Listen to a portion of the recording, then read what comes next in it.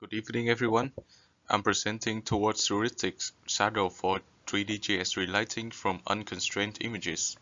This is our final project for the computer graphics course taught by Professor Lin Yichen, and my name is Trương Thanh Nguyen. Um, I'm presenting the first part, and my friend Ngô Duy Khánh will continue with the second part. So let's begin. This is the content of our proposal. Um, we start with introduction where I will speak about the task overview, the challenge and goals, and then we'll move to preliminary where I introduce the concept of 3D Gaussian splattings in graphics, and then we'll explore the related work, and finally the proposed method will be interpreted.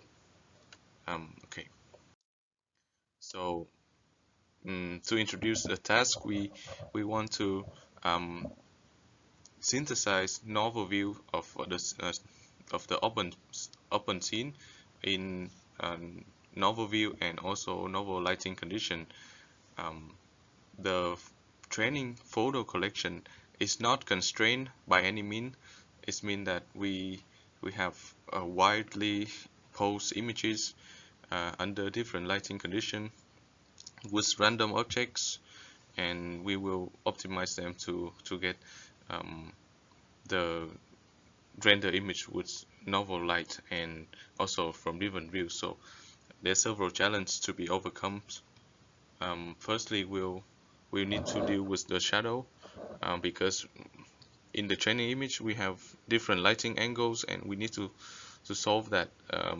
We need to use also use different lighting in the inference phase, so we need a way to model shadow in that. And also we don't know the camera pose. That's one challenge. And scene complexity is related to the openness of the scene. Mean the scene is not bounded, and also there's several transient objects might be included. And um, I think the most difficult part is we don't have the ground truth, which is available in synthetic data, but for this stat we don't have. So we aim to solve these problems in the project. Um, so we've moved on to the next topic, which no, we'll move to the preliminary. I'll introduce 3D Gaussian splatting. Um, this is a new method that has been introduced in 2023 with the aim of reconstructing a 3D scene with a new explicit representation named 3D Gaussian splatting. So to interpret it, we'll have an example here. The scene, this is the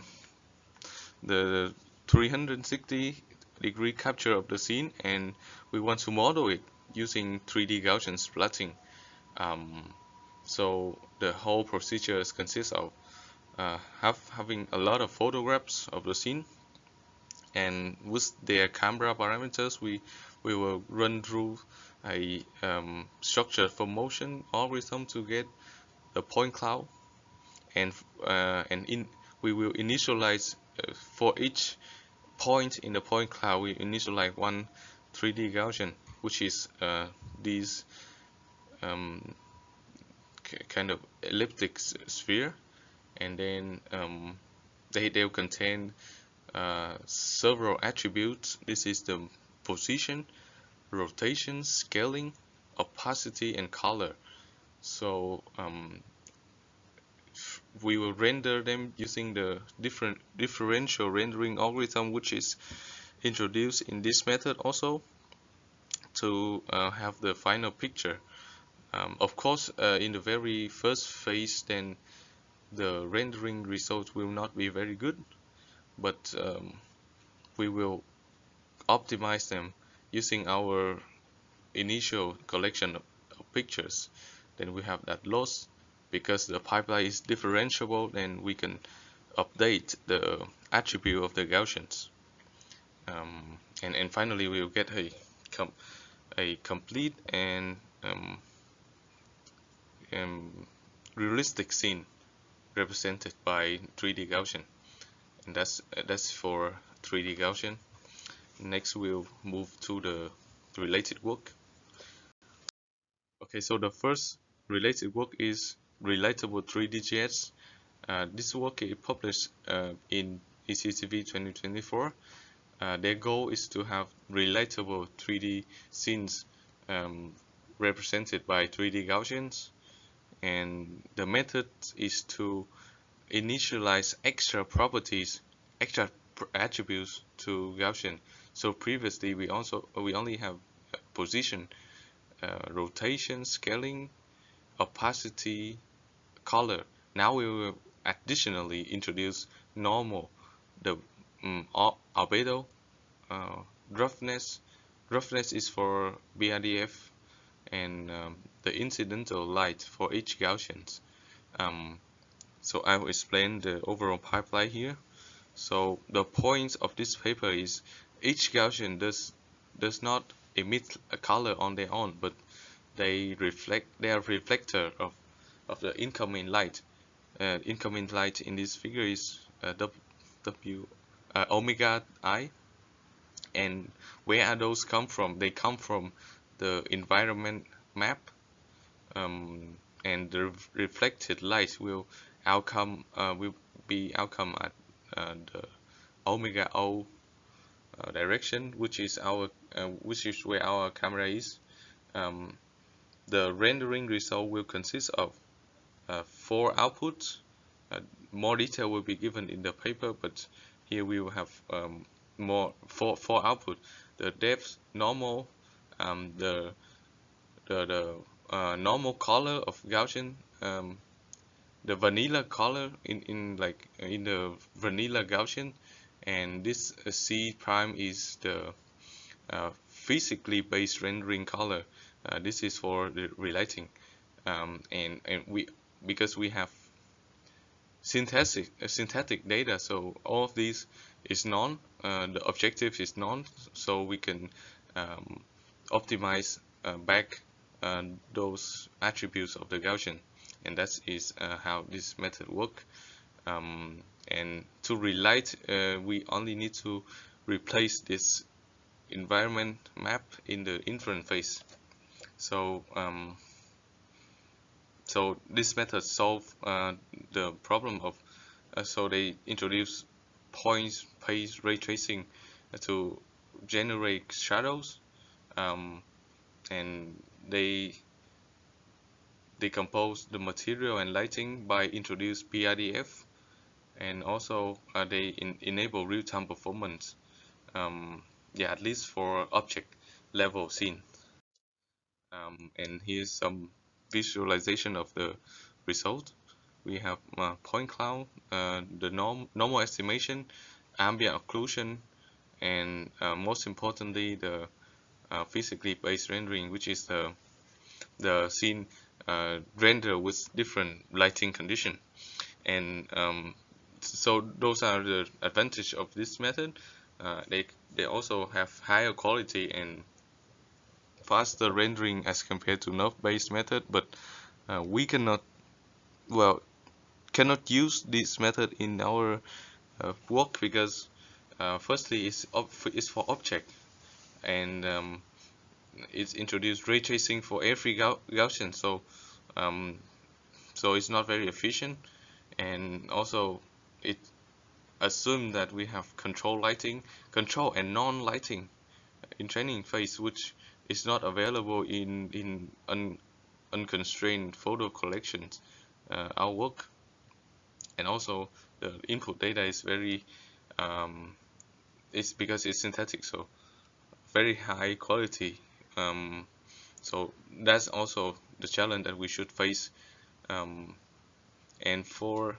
so we need to research more, and for more related work I will introduce Khan to continue. So our next related work is Lumigauss. So this paper directly try to reconstruct reliable 3D Gaussians from a set of unconstrained images, which is the same setting as our proposal. So this setting is much more challenging than the vanilla 3D because the data is captured in very different lighting condition.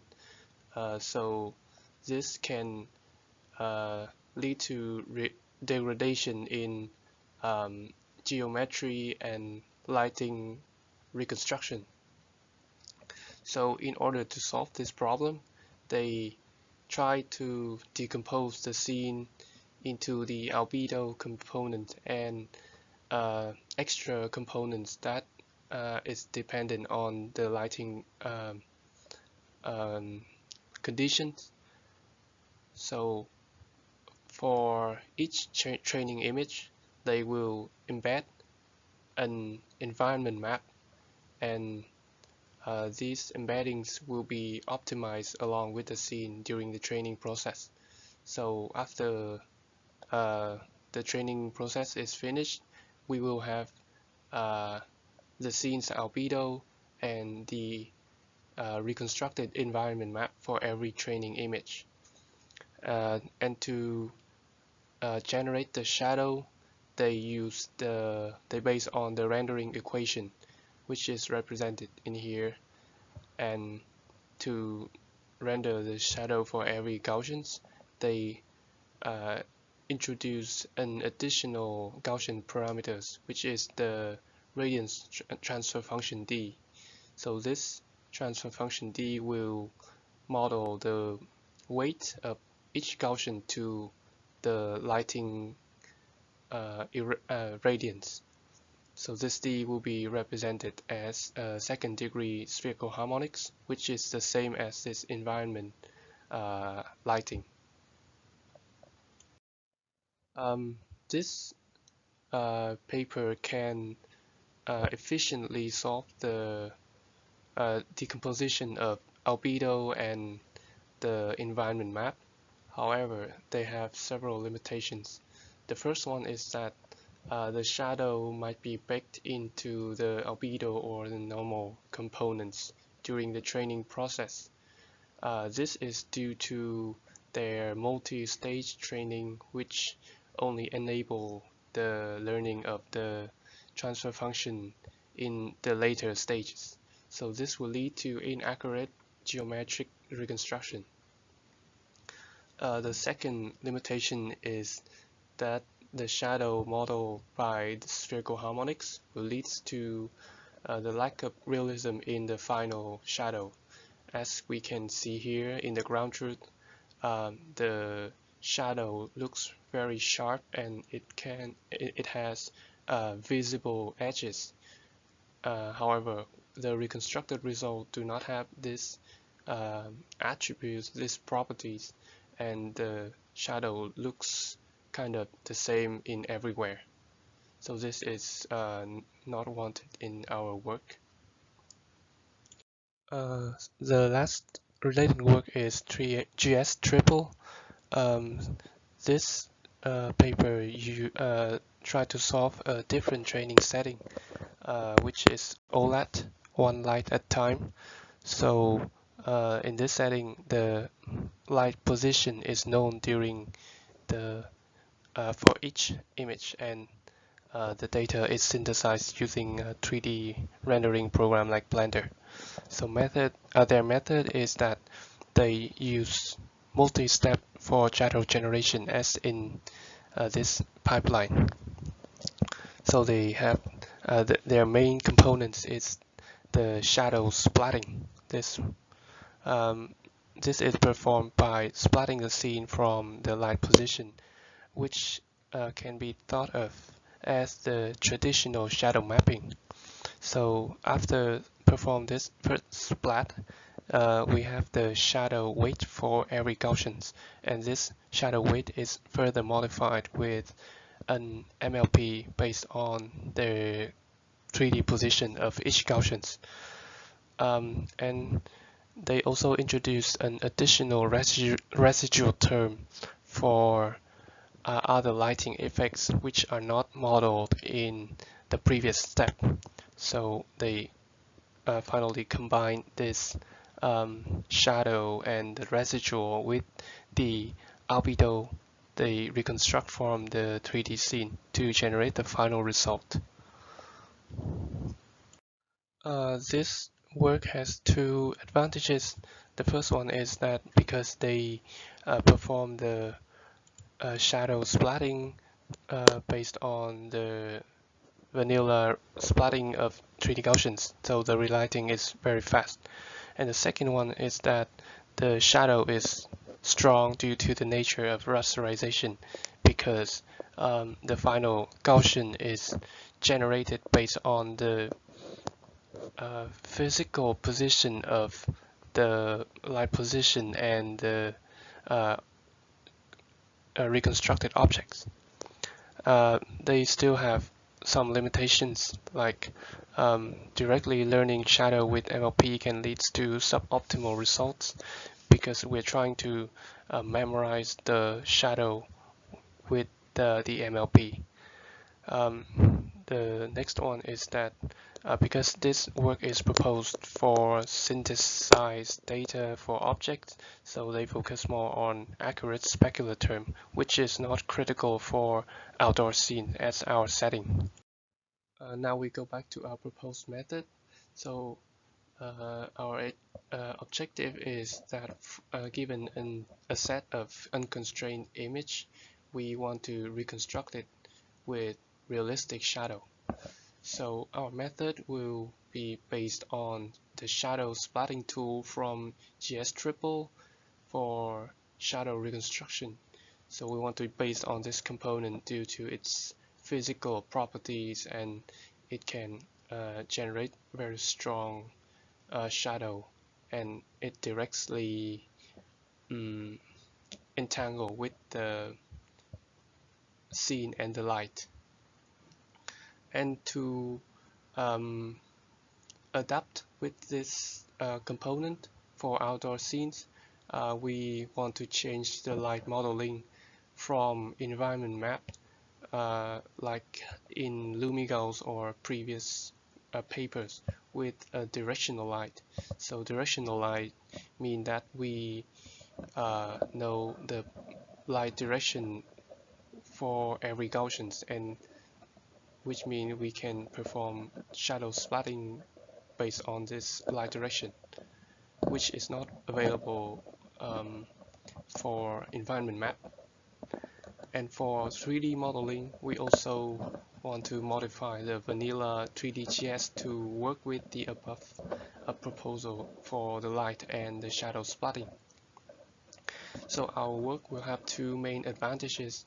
The first one is that because we use shadow splatting, then we can generate more stronger and realistic shadow edges. The second one is that by replacing environment map with directional light, the computation will be much faster because the computation with directional light is much more lightweight compared to spherical harmonics. So this is our first version of the pipeline. So similar to LumiGauss, we also want to our training objectives is also to reconstruct a lighting condition for every training image. But we want to replace the original environment map with a directional light. So what we want to reconstruct for each image is um, a light direction and light magnitude. And for the modification of 3D Gaussians, we want to introduce additional properties to enable relighting.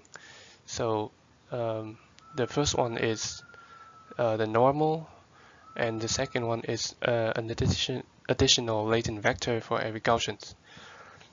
So this normal is essential for computing the weight of light direction with the color of the Gaussians, and this latent can be implicitly learned used to model the material of the objects. So The first stage, we also want to use a multi-step for shadow generation, as similar to GS triple. So the first stage, we use the shadow splotting to generate a strong and sharp shadow based on the uh, object geometry and the light condition. However, the real shadow created in outdoor scene is not as strong as represented in this, so we want to modify the weight of each point by considering the reflection of other Gaussians to it. But however, we want this to be implicit by based on this latent vector of every Gaussians instead of physical attributes. So we hope that this step can make the shadow weight to be more blurry at the edge, so it will match the real shadow more. So the final result can be rasterized to generate render image, and this render image can be used to calculate the loss with the ground truth image. Finally, this is our reference for the papers mentioned in our work. Thank you for listening.